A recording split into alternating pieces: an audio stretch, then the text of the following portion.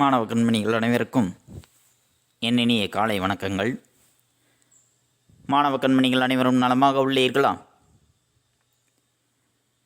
மாணவ கண்மணிகள் தங்களுடைய வழிபாட்டினை கூறிவிட்டீர்களா?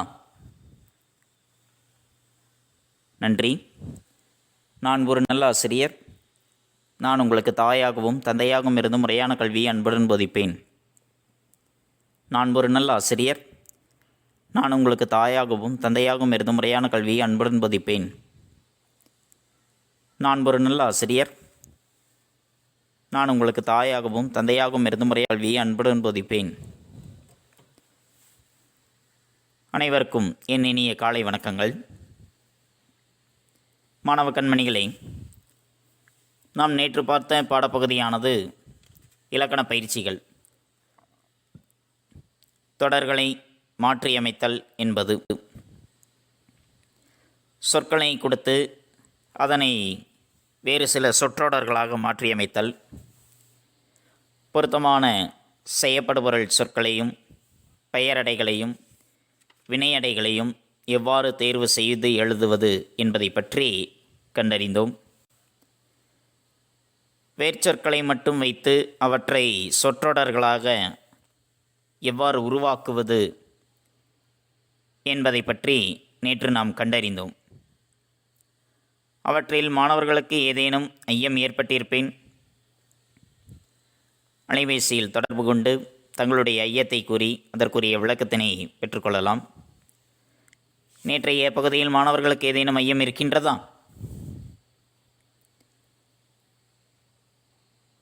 இல்லை. நன்றி. இன்று நாம் பார்க்கக்கூடிய பகுதிகளானது மொழிப்பயிற்சிகள். நம்முடைய முதலியலுக்கு பின்னால் இருக்கக்கூடிய பயிற்சிகளானது மொழிபெயர்க்க, பழமொழியை நிறைவு செய்தல், மொழியோடு விளையாடு போன்ற பல பயிற்சிகளை பற்றி இன்று நாம் காண இருக்கின்றோம். மாணவ கண்மணிகள் தங்களுடைய புத்தகத்தினை எடுத்துக்கொள்ளுங்கள். பக்கம் எண் 27 எடுத்துக்கொண்டீர்களா? எழுதுகோளினையும் எடுத்துக்கொள்ளுங்கள். பாடப்பகுதிக்குள் செல்லலாமா? நன்றி. மாணவ கண்மணிகளே, முதலில் நாம் காண்பது மொழிபெயர்க்க. தங்களுடைய பாடப்புத்தகத்தில் பக்கம் எண் 27 எடுத்துக்கொள்ளுங்கள். மொழிபெயர்க்க என்பதில் 6 சொற்களானது கொடுக்கப்பட்டிருக்கின்றது. அந்த 6 சொற்களுக்கான ஆங்கில சொற்களுக்கான தமிழ் சொற்களை நாம் கண்டறிந்து மொழிபெயர்க்க வேண்டும். முதலில் இருக்கக்கூடிய சொல்லானது லிங்குஸ்டிக்ஸ்.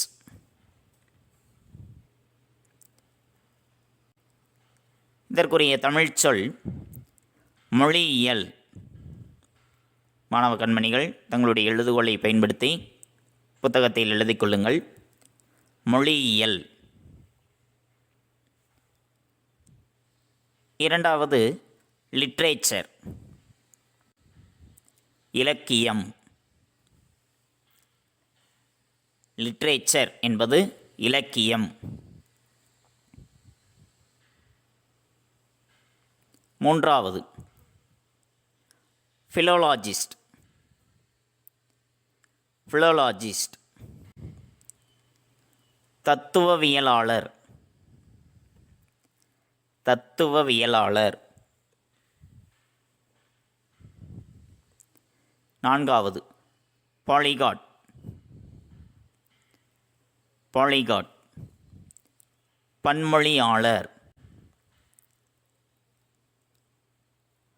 பன்மொழியாளர். 5 ஃபோனலாஜிஸ்ட். ஃபோனலாஜிஸ்ட் ஒளிச்சின்ன வல்லுனர். ஒளிச்சின்ன வல்லுனர். எழுதிக் கொண்டீர்களா? அடுத்து 6 ஃபொனடிக்ஸ், ஒளியியல். ஃபொனடிக்ஸ் ஒளியியல். முதலில் இருப்பது லிங்குஸ்டிக்ஸ் மொழியியல், லிட்ரேச்சர் இலக்கியம், ஃபிலோலாஜிஸ்ட் தத்துவவியலாளர், பாலிகாட் பன்மொழியாளர், ஃபோனோலாஜிஸ்ட் ஒளிச்சின்ன வல்லுனர், ஃபோனடிக்ஸ் ஒளியியல். எழுதிவிட்டீர்களா? அடுத்து அதற்கு கீழே இருப்பது அடைப்புக்குள் உள்ள சொற்களை பொருத்தமான வினைமுற்றாக மாற்றி கோடிட்ட இடங்களில் எழுதுக. அடைப்புக்குள் சொற்கள் கொடுக்கப்பட்டு இருக்கின்றன.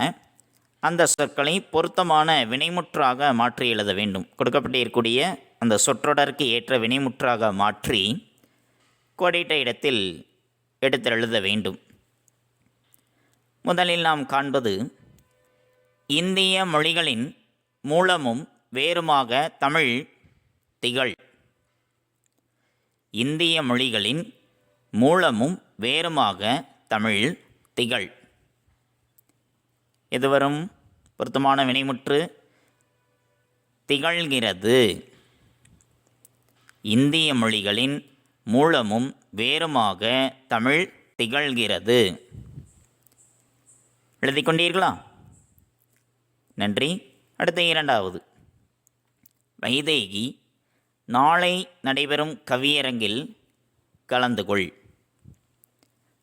வைதேகி நாளை நடைபெறும் கவியரங்கில் கலந்து கொள். என்ன வரும்? கலந்து கொள்வாள். வைதேகி நாளை நடைபெறும் கவியரங்கில் கலந்து கொள்வாள். எழுதிக்கொள்ளுங்கள். எழுதிக்கொண்டீர்களா? நன்றி. அடுத்து மூன்றாவது உலகில் 3000 மொழிகள் பேசு. உலகில் 3000 மொழிகள் பேசு. என்ன வரும்? பேசப்படுகின்றன. உலகில் 3000 மொழிகள் பேசப்படுகின்றன.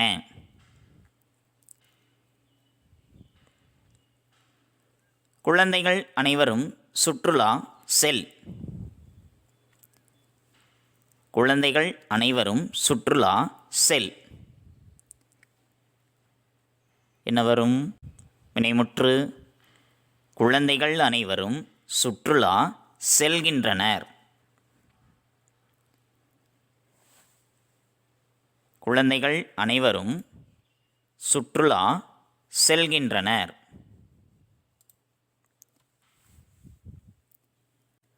தவறுகளை திருத்து. தவறுகளை திருத்து. வினைமுற்று தவறுகளை திருத்திக் கொள்வோம். தவறுகளை திருத்திக் கொள்வோம். எழுதிக்கொண்டீர்களா? நன்றி.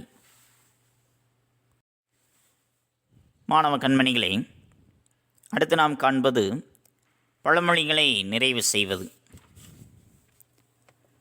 பழமொழிகளை நிறைவு செய்வது 4 தொடர்களானது இருக்கின்றது. அந்த தொடர்களை பழமொழியை கொண்டு நிறைவு செய்ய வேண்டும். முதலில் இருப்பது இளமையில் கல்வி.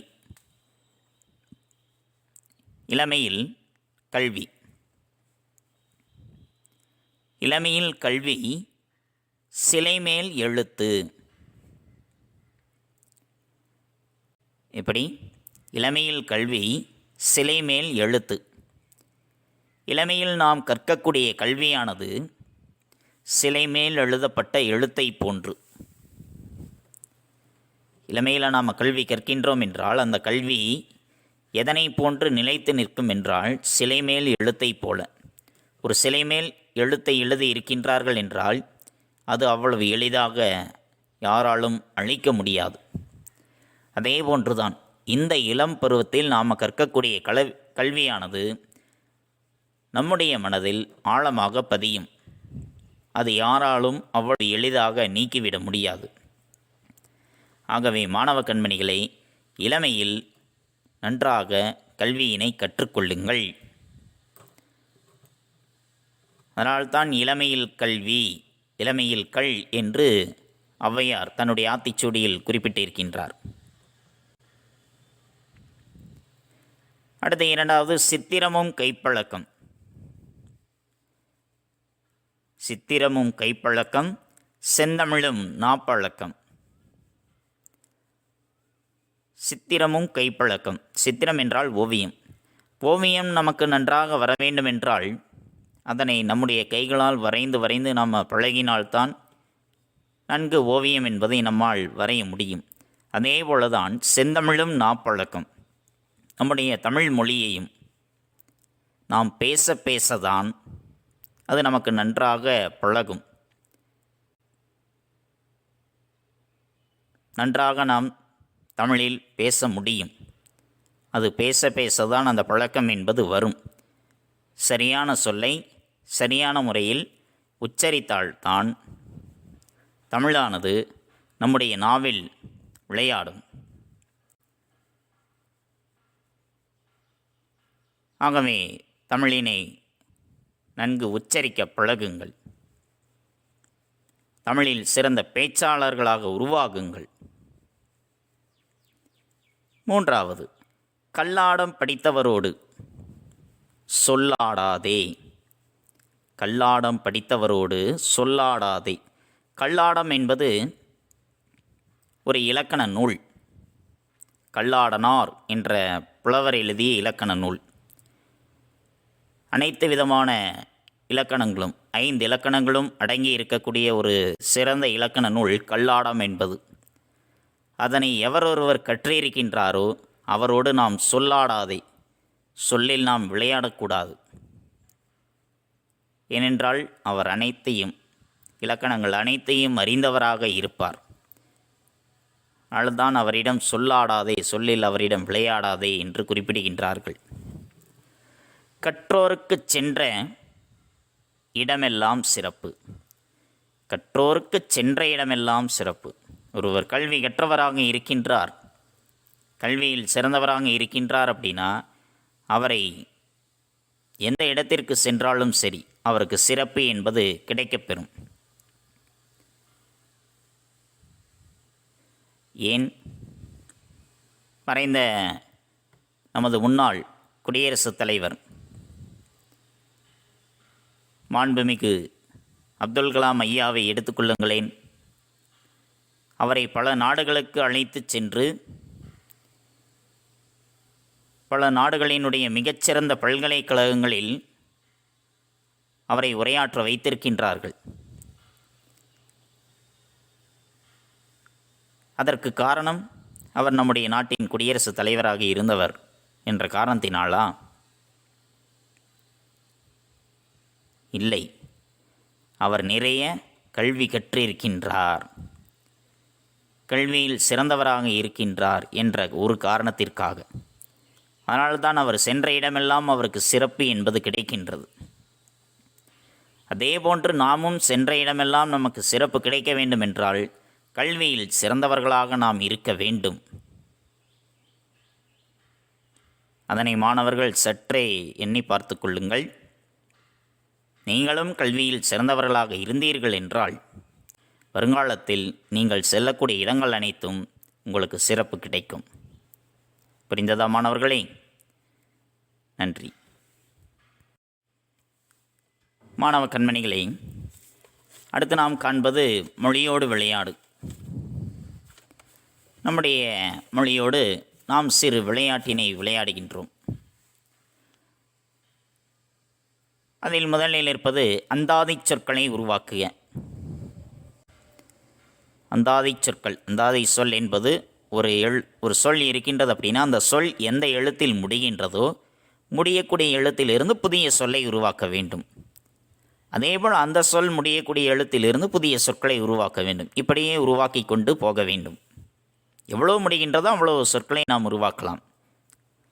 இப்போ நமக்கு அதில் 5 சொற்கள் கொடுத்திருக்கின்றார்கள். எடுத்துக்காட்டிற்கு ஒரு சொல்லை அவர்களே உருவாக்கிவிட்டார்கள். அத்தி என்ற சொல். அத்தி, தி, திகைப்பூ, பூ, புகழ்ச்சி, சி, சிரிப்பு, மீண்டும் பூ, புன்னகை. அதே சொல் வரக்கூடாது. அதே எழுத்து வரலாம், ஆனால் அதே சொல் வரக்கூடாது. வேறு சொல் தான் அங்கே அமைக்க வேண்டும். சிரிப்பு, பு புன்னகை, கை கைபேசி, சிறப்பு, புதுமை, மைனா என்று எழுதிவிட்டார்கள். அடுத்து நாம் உருவாக்க வேண்டும் 4 சொற்களை இதே போல. அதற்கடுத்து சொல் அந்த எழுத்து முடியக்கூடிய எழுத்திலிருந்து ஒரு சொல் உருவாக்கவில்லை என்றால் பரவாயில்லை, அதோடு விட்டுவிடுங்கள். முயற்சி செய்து பாருங்கள். குறைந்தது ஒரு 5 அல்லது 6 சொற்கள் என்பதை உருவாக்க வேண்டும். அடுத்து நமக்கு இருப்பது குருவி. அதை வைத்து நாம் உருவாக்கலாம். நான் உருவாக்கியதை கூறுகின்றேன். அதனை வைத்துக்கொண்டு நீங்கள் மேலும் சொற்களை உருவாக்கி ஒரு தாளில் எழுதி அதனோடு இணைத்து விடுங்கள். நீங்கள் உருவாக்கிய அந்த அந்தாதி சொற்களை எனக்கு புகைப்படம் எடுத்து என்னுடைய அலைபேசியினுடைய புலனத்திற்கு நீங்கள் அனுப்ப வேண்டும். புரிந்ததா மாணவர்களே? நீங்கள் எழுதிய அந்தாதி சொற்களை புகைப்படம் எடுத்து எனக்கு அனுப்புங்கள். நான் எழுதியது குருவி, விருந்து, தும்பி, பிளவை, வைகை, கைக்குழந்தை, தை மாதம். அடுத்து விருது, விருது, துரும்பு, புகை, கைபேசி, சிகை, கைவிளக்கு, குதிரை. அடுத்தது இனிப்பு, புரட்சி, சிறப்பு, புலமை, மைதா, தாமரை. அதேபோல வரிசையாக கல்வி, விருந்து, துடுப்பதி, திருப்பு, புன்னகை, கைபேசி, சிந்தனை. இது நான் உருவாக்கியது. இதுபோன்று நீங்கள் அந்த அந்தாதி சொற்களை உருவாக்கி அவற்றை புகைப்படம் எடுத்து என்னுடைய அலைபேசியின் புலனத்திற்கு நீங்கள் அனுப்ப வேண்டும். புரிந்ததா மாணவர்களே? நன்றி. மாணவ கண்மணிகளை, அடுத்து நாம் காண்பது அகராதியில் காண்க. 5 சொற்களானது கொடுக்கப்பட்டிருக்கின்றது. அந்த சொற்கள் தருகின்ற பொருளினை அகராதியில் கண்டறிந்து நாம் எழுத வேண்டும். அவை நயவாமை, கிளத்தல், கேள்பு, செம்மல், புரிசை என்பது. நயவாமை என்பதனுடைய பொருள் விரும்பாமை. நயவாமை என்பதன் பொருள் விரும்பாமை. மாணவ கண்மணிகள் தங்களுடைய புத்தகத்தில் எழுதுகோலினை பயன்படுத்தி எழுதிக் கொள்ளுங்கள். கிளத்தல், புலப்பட கூறுதல். கிளத்தல் என்பது புலப்பட கூறுதல். கேள்பு, நன்மை. கேள்பு, நன்மை.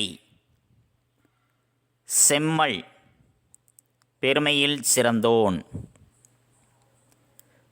செம்மல், பெருமையில் சிறந்தோன். புரிசை, மதில். புரிசை, மதில். மீண்டும் நயவாமை, விரும்பாமை. கிளத்தல், புலப்பட கூறுதல். கேள்பு, நன்மை. செம்மல், பெருமையில் சிறந்தோன். புரிசை, மதில். எழுதிக் கொண்டீர்களா மாணவர்களே? நன்றி. மாணவ கண்மணிகளே, கொடுக்கப்பட்ட வேர்ச்சொற்களை பயன்படுத்தி விடுபட்ட கட்டங்களில் காலத்திற்கேற்ற வினைமுற்றுகளை நிறைவு செய்க. வா என்ற வேர்ச்சொல்லானது கொடுக்கப்பட்டிருக்கின்றது. இதனை பயன்படுத்தி இறந்த காலம், நிகழ்காலம், எதிர்காலம் என்பதை நாம் மாற்றியமைத்து எழுத வேண்டும். தன்மை முன்னிலை படர்க்கைக்காகிய இறந்த காலச் சொல், நிகழ்காலச் சொல், எதிர்காலச் சொல் என்பதை நாம் மாற்றியமைக்க வேண்டும். முதலில் நான் என்பதற்கு இறந்த காலம் வந்தேன் என்று கொடுக்கப்பட்டிருக்கின்றது. அதற்குரிய நிகழ்காலம் நாம் எழுத வேண்டும். வருகிறேன்.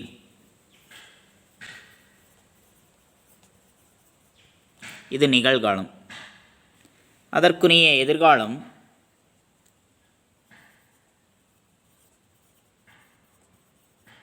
வருவேன். அதேபோல் நாங்கள் இறந்த காலம்.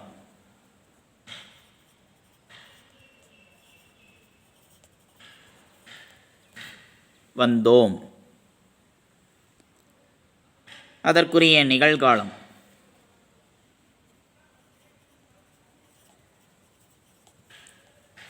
வருகிறோம். எதிர்காலம் அவர்கள் கொடுத்திருக்கின்றார்கள் வருவோம் என்று.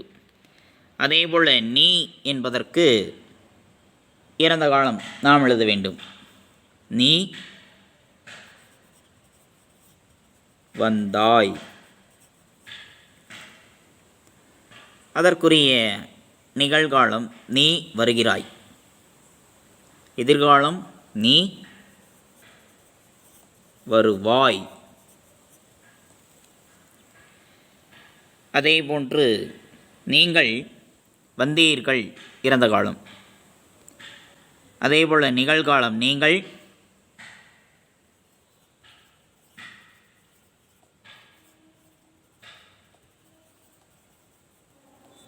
வருகிறீர்கள்.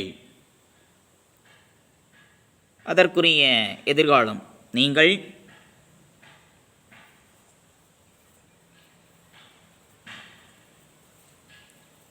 வருவீர்கள். அடுத்து அவன். அவன் வந்தான். நிகழ்காலம் வருகிறான். எதிர்காலம் வருவான்.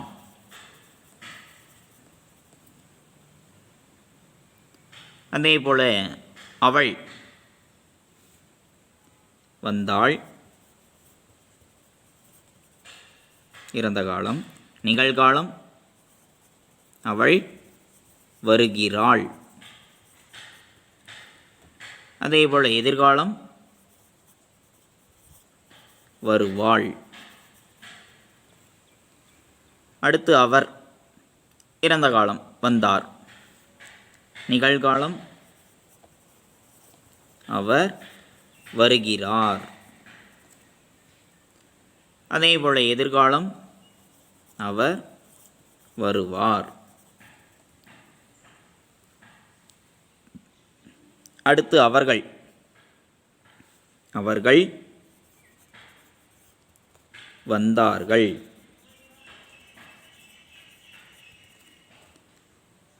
நிகழ்காலம் அவர்கள் வருகிறார்கள். எதிர்காலம் அவர்கள் வருவார்கள். அடுத்து அது என்பது இறந்த காலத்திற்கு. அது வந்தது.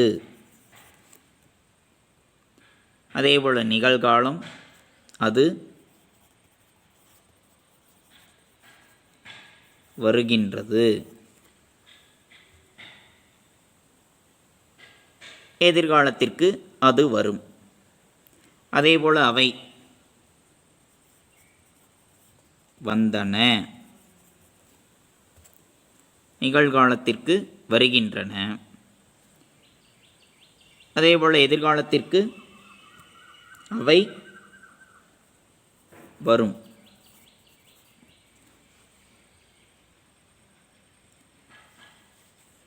இவ்வாறுதான் மாற்றியமைத்து எழுத வேண்டும்.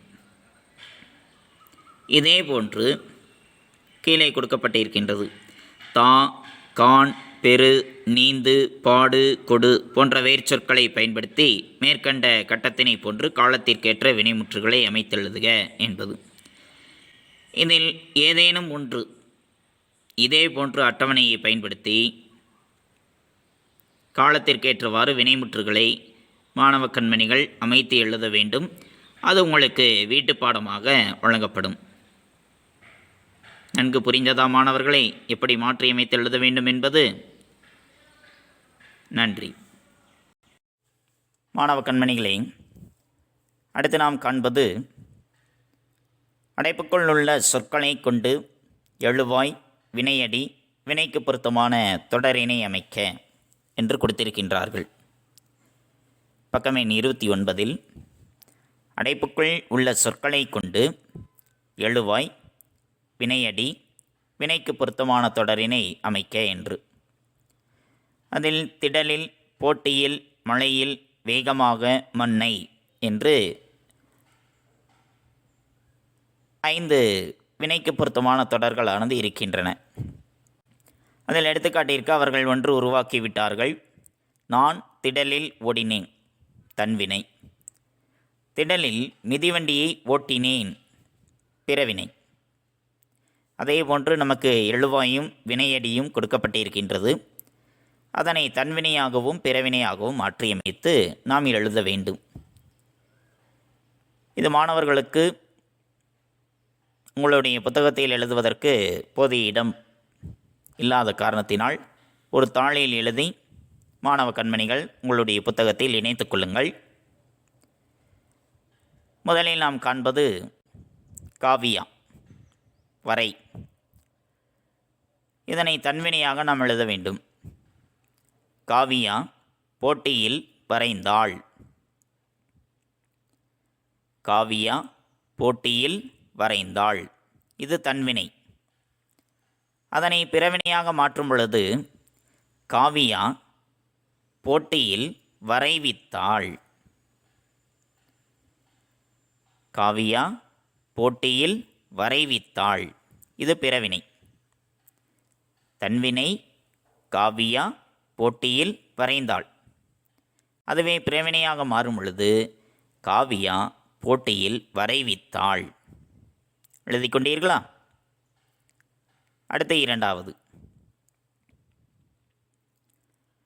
கவிதை மழையில் நனைந்தேன். அங்கே கவிதை நனை என்று இருக்கின்றது. மழையில் என்ற வினைக்கு பொருத்தமான தொடரினை எடுத்து கவிதை மழையில் நனைந்தேன். இது தன்வினை. பிறர் கூறிய அந்த கவிதை மழையில் நான் நனைந்தேன். அதுவே பிறவினையாக மாறும் பொழுது கவிதை மழையில் நனைவித்தேன். நான் என்னுடைய கவிதை மழையில் மற்றவர்களை நனைவித்தேன், நனையச் செய்தேன். இது பிறவினை. நனைந்தேன் என்பது தன்வினை, நனைவித்தேன் என்பது பிறவினை. எழுதிக் கொண்டீர்களா? அடுத்து மூன்றாவது இலை வேகமாக அசைந்தது. இலை வேகமாக அசைந்தது. இது தன்வினை. அது பிறவினையாக மாறும் பொழுது இலை வேகமாக அசைவித்தது. இலை என்ன செய்தது? வேகமாக அசைவித்தது.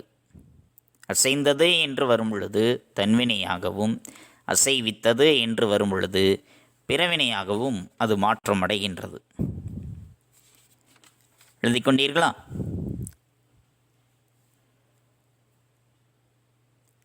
அடுத்தது நான்காவது மழை.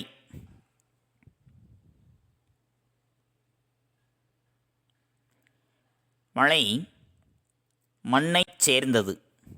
இது தன்வினை. மழை மண்ணைச் சேர்ந்தது தன்வினை. அதுவே பிறவினையாக மாறும் பொழுது மழை மண்ணைச் சேர்வித்தது. மழை மண்ணைச் சேர்ந்தது என்பது தன்வினை. மழை மண்ணைச் சேர்வித்தது என்று வாரும் பொழுது அது பிறவினை. எழுதி கொண்டீர்களா மாணவர்களே? நன்றி. மாணவ கண்மணிகளே, அடுத்து நாம் காண்பது காட்சியை கண்டு கவினுரை எழுதுக. ஒரு படக்காட்சியானது கொடுக்கப்பட்டிருக்கின்றது. அந்த படக்காட்சியை கண்டு நாம் எழுத வேண்டும். படத்தில் நீங்கள் காண்பது 2 கண்ணாடி குடுவைகள். இரண்டிலும் தண்ணீர் இருக்கின்றது. ஒரு கண்ணாடி குடுவையில் 5 மீன்களானது இருக்கின்றன. அதிலிருந்து ஒரு மீன் மற்றொரு கண்ணாடி குடுவைக்குள் துள்ளி குதித்து பாய்ந்து செல்கின்றது. இதுதான் அந்த படக்காட்சி. இதனை வைத்து நாம் எழுத வேண்டும். எழுதலாமா? முதல் வரி, கண்ணாடி குடுவைக்குள் கண்கவரும் வண்ண மீன்கள். கண்ணாடி குடுவைக்குள் கண்கவரும் வண்ண மீன்கள். கண்ணாடி குடுவைக்குள் கண்கவரும் வண்ண மீன்கள்.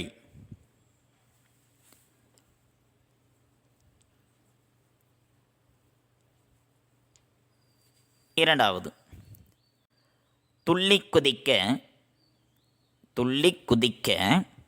எத்தனிக்கும். எத்தனித்தல் அப்படின்னா முயற்சி செய்தல். துள்ளி குதிக்க எத்தனிக்கும் துடிப்பான சின்ன மீன்கள்.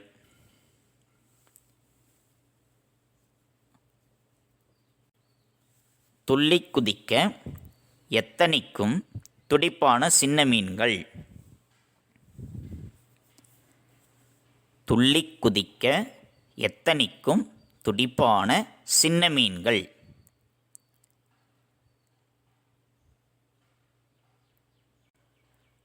துள்ளி விழுந்ததே பக்கத்து தொட்டியில். துள்ளி விழுந்ததே பக்கத்து தொட்டியில். துள்ளி விழுந்ததே பக்கத்து தொட்டியில். எழுதி கொண்டீர்களா? துள்ளி விழுந்ததே பக்கத்து தொட்டியில். எள்ளி நகையாடின எழிலார்ந்த மீன்களே. எள்ளி நகையாடின எழிலார்ந்த மீன்களே. எள்ளி நகையாடின எழிலார்ந்த மீன்களே. எள்ளி என்றால் ஏளனம். எழுதி கொண்டீர்களா? கண்ணாடி குடுவைக்குள் கண்கவரும் வண்ண மீன்கள். துள்ளி குதிக்க எத்தனிக்கும் துடிப்பான சின்ன மீன்கள். துள்ளி விழுந்ததே பக்கத்து தொட்டியில் எள்ளி நகையாடின எழிலார்ந்த மீன்களே. எழுதிவிட்டீர்களா? நன்றி. மாணவ கண்மணிகளே, அடுத்து நாம் காண்பது நிற்க அதற்கு தக. உங்களுடைய நாட்குறிப்பில் இடம்பெற்ற ஒரு வாரத்திற்குரிய மகிழ்ச்சியான செய்திகளை தொகுத்து அட்டவணைப்படுத்துக என்று கொடுத்திருக்கின்றார்கள். நாட்குறிப்பை எழுதக்கூடிய பழக்கம் மாணவ கண்மணிகளில் யாரேனுக்கும் இருக்கின்றதா? யாராவது நாட்குறிப்பு எழுதுகின்றீர்களா? தினசரி என்ன நடக்கின்றது, என்ன முக்கியமான நிகழ்வு நடந்தது என்பதை பற்றி எழுதுவது.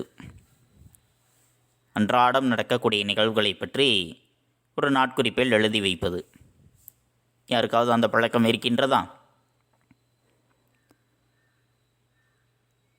இல்லை என்றால் இதற்கு மேல் இனிமேலாவது அந்த முயற்சியினை எடுக்கலாம். முடிந்தவரை அவ்வாறு நாம் எழுதும் பொழுது நாம் ஏதேனும் நம்மை அறியாமல் ஒரு சில தவறுகள் செய்திருந்தோம் என்றால் அதனை சரி செய்து கொள்ளலாம். அதற்கு ஒரு வாய்ப்பாக இதனை பயன்படுத்தி கொள்ளலாம். சில வருடங்கள் கழித்து இதனை எடுத்து பார்க்கும் பொழுது நமக்கே நம்மை அறியாமல் ஒரு நகைப்பு ஏற்படும். நாம் இவ்வளவு செய்திருக்கின்றோமா, இப்படியெல்லாம் நடந்திருக்கின்றோமா என்று. அப்படி ஒரு வாரத்திற்குரிய நாட்குறிப்பினை எழுத சொல்லி கேட்டிருக்கின்றார்கள். அதில் 2 நாட்களுக்குரியது அவர்கள் கொடுத்து விட்டார்கள்.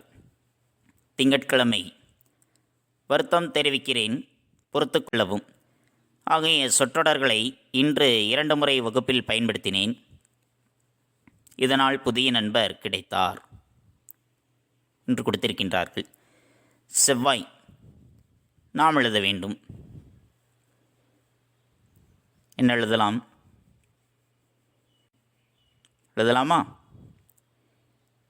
எனது ஆசிரியரின்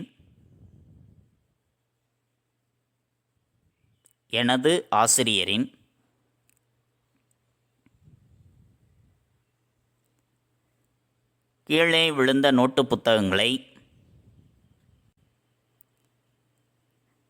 எனது ஆசிரியரின் கீழே விழுந்த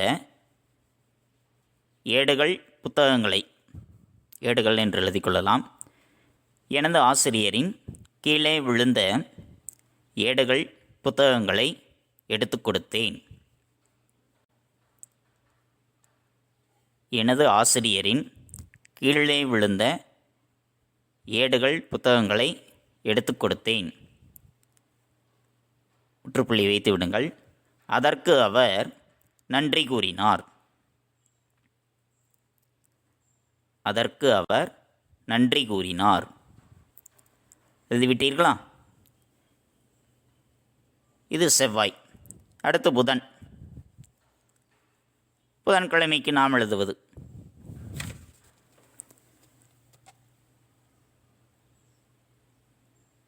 எனது நண்பனுக்கு எழுதுவதற்காக எழுதுகோள் கொடுத்தேன். எனது நண்பனுக்கு எழுதுவதற்காக எழுதுகோள் கொடுத்தேன்.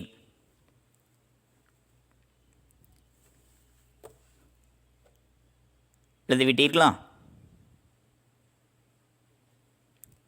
அடுத்து வியாழன். எனது வீட்டில்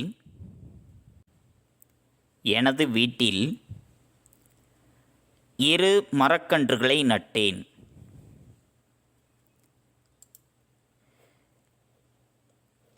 எனது வீட்டில் 2 மரக்கன்றுகளை நட்டேன்.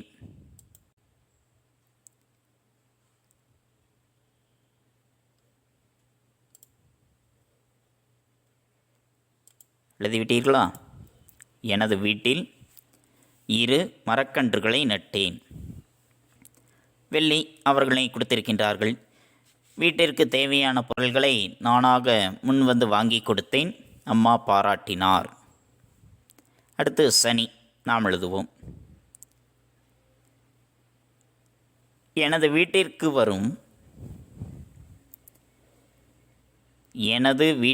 வரும் பறவைகளுக்கு உணவளித்தேன்.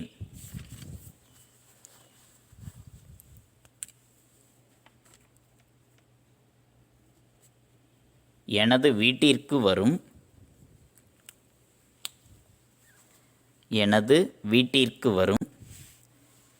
பறவைகளுக்கு உணவளித்தேன்.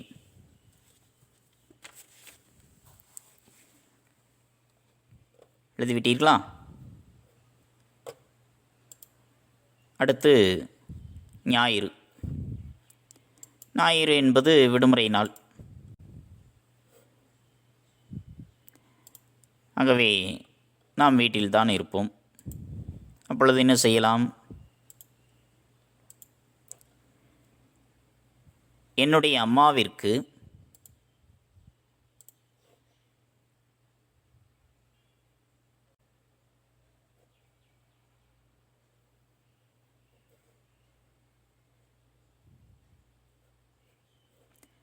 என்னுடைய அம்மாவிற்கு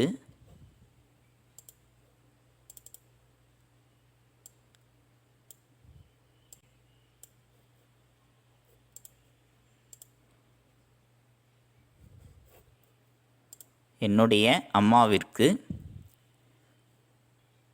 சமையலில் உதவி செய்தேன். என்னுடைய அம்மாவிற்கு சமையலில் உதவி செய்தேன். எழுதிவிட்டீர்களா? இதுபோன்று ஒரு வாரத்திற்குரிய மகிழ்ச்சியான செய்திகளை நீங்கள் தொகுத்து எழுதலாம். அடுத்தது கலைச்சொல் கீழே கொடுக்கப்பட்டிருக்கின்றது.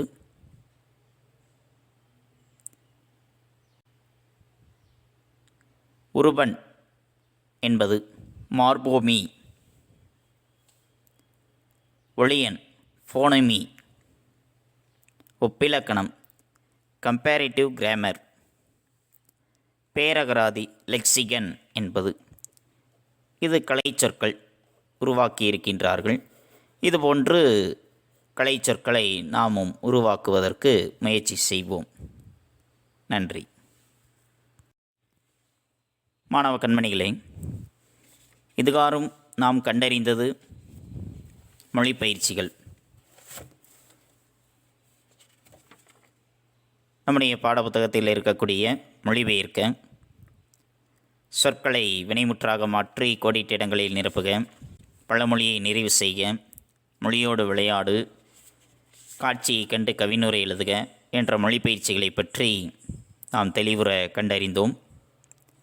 அடுத்து நாம் பார்க்கக்கூடியது பாடப்புத்தகம் படித்தல். பாடப்புத்தகம் படித்தல் என்பது பக்கம் எண் 27 மற்றும் 28. பக்கம் எண் 27 மொழியை ஆள்வோம் என்பதில் ஆரம்பித்து பக்கம் எண் 28 மொழியோடு விளையாடு, அகராதியில் காண்க என்பது வரைக்கும் மாணவ கண்மணிகள் படிக்க வேண்டும். எழுந்து நின்று உறக்கப்படியுங்கள். தங்களுடைய படித்தல் பயிற்சியினை சற்று மேம்படுத்திக் கொள்ளுங்கள். அடுத்து நாம் காண்பது வீட்டுப்பாடம். வீட்டுப்பாடம் பக்கம் எண் 29. உங்களுடைய பாடப்புத்தகத்தில் பக்கம் எண் 29 கொடுக்கப்பட்டுள்ள வேர்ச்சொற்களை பயன்படுத்தி விடுபட்ட கட்டங்களில் காலத்திற்கேற்ற வினைமுற்றுகளை நிறைவு செய்க என்பது. அதை நாம் ஏற்கனவே வா என்பதை வைத்து இறந்த காலம், நிகழ்காலம், எதிர்காலம் என்று நாம் எழுதியிருந்தோம். அதே போல் கீழே கொடுத்திருக்கின்றார்கள். தா, கான், பெரு, நீந்து, பாடு, கொடு போன்ற வேர்ச்சொற்களை பயன்படுத்தி மேற்கண்ட கட்டத்தினை போன்று காலத்திற்கேற்ற வினைமுற்றுகளை அமைத்து எழுதுக அப்படின்னு கொடுத்திருக்கின்றார்கள். அதில் தா என்பதை வைத்து நீங்கள் கொடுக்கப்பட்டுள்ள சொற்களுக்கேற்றவாறு இறந்த காலம், நிகழ்காலம், எதிர்காலம் என்பதை மாற்றியமைத்து எழுத வேண்டும். இதுதான் உங்களுக்கு வீட்டுப்பாடம். தா என்ற வேர்ச்சொல்லை பயன்படுத்தி கொடுக்கப்பட்டுள்ள தன்மை, முன்னிலை, படர்க்கைக்கேற்றவாறு இறந்த காலம், நிகழ்காலம், எதிர்காலம் என்பதை ஒரு அட்டவணையாக மாணவ கண்மணிகள் எழுத வேண்டும். இதுதான் உங்களுக்கு வீட்டுப்பாடம். புரிந்ததா மாணவர்களே? மீண்டும் அடுத்த பாட வேளையில் சந்திப்போம். நன்றி, வணக்கம்.